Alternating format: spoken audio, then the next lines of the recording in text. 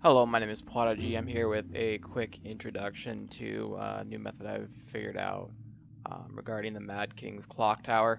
This is for advanced users who can complete the Clocktower consistently with um, all three chests. So basically, it hinges upon the fact that you go through the run, you get to the end, you loot the final chest, but instead of bouncing back to the lobby and doing it again, you instead go to the character select screen, you log back in. This circumvents having to go back to the lobby, go through that middle area, and then walk on the plaza back to the door. This way you end up going to the character select screen, then you go right back in front of the door. You go in, and that usually puts you in a new instance where you can start up another game really fast. And when you start up the game, all three of the chests will be back, and you can loot them again on your way up to the final chest. And then the final chest will contain 5 bags every time. And every third run, you're going to get 3 personalized bags.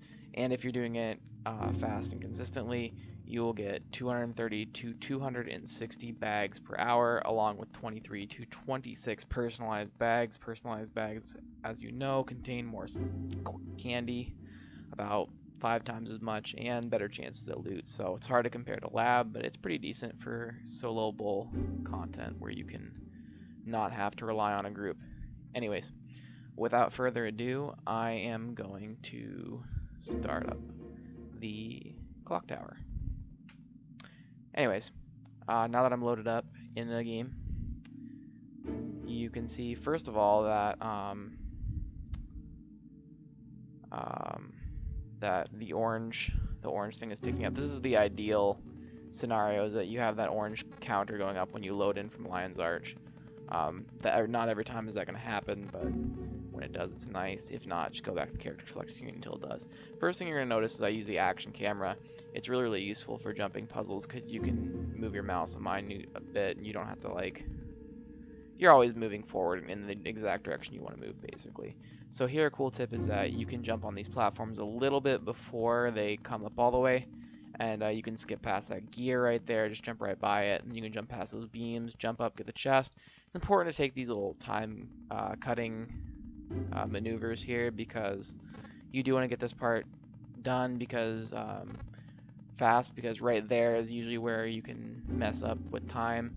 You want to make sure you don't flinch when those hands go up, because frequently if you're getting both of those chests, the hands will go up, and you'll just have to deal with that. On that cog, just stay on the left so you go right by it. Sometimes you go on the cube or the beam there. I went on the beam that time, but sometimes I go on the cube if I'm not feeling it. You jump down here. Basically, you just do the run like you normally would.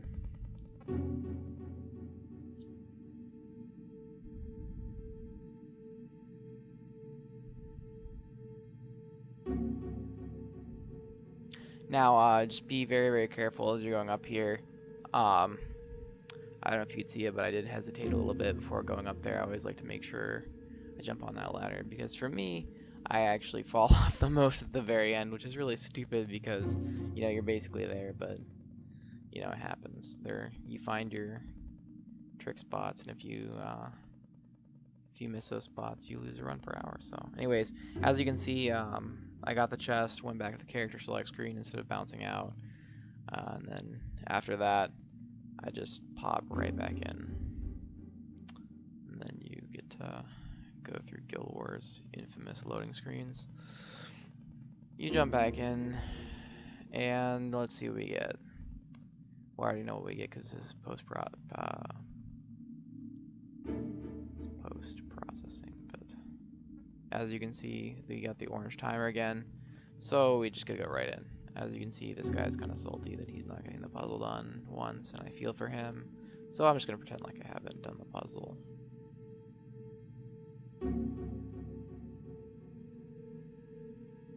Be humble, yo.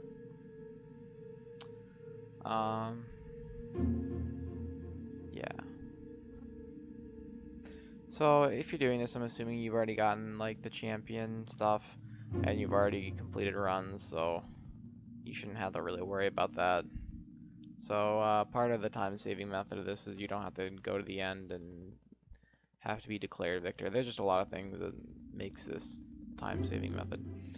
So you just go through here again. As you can see, the chest is reset. Normally, if you do this, The chest won't be reset because you'll be in the same instance, but now it will be. So you not only get to shave off 20-30 seconds a run, you also get all your chests back, and that's an equivalent of 6 trick-or-treat bags, which pretty much doubles your output per run because you get 5 at the top. And the 5 at the top, of course, lets you skip the blank run that you would have gotten every other. So yeah, just get used to getting through this as fast as possible. After that first part with the hands and the goo, after the second chest basically right there, you kind of don't have to rush because at this point, when you get to the end, you'll have to go through 3 rotations of the tower before it'll let you jump in anyways.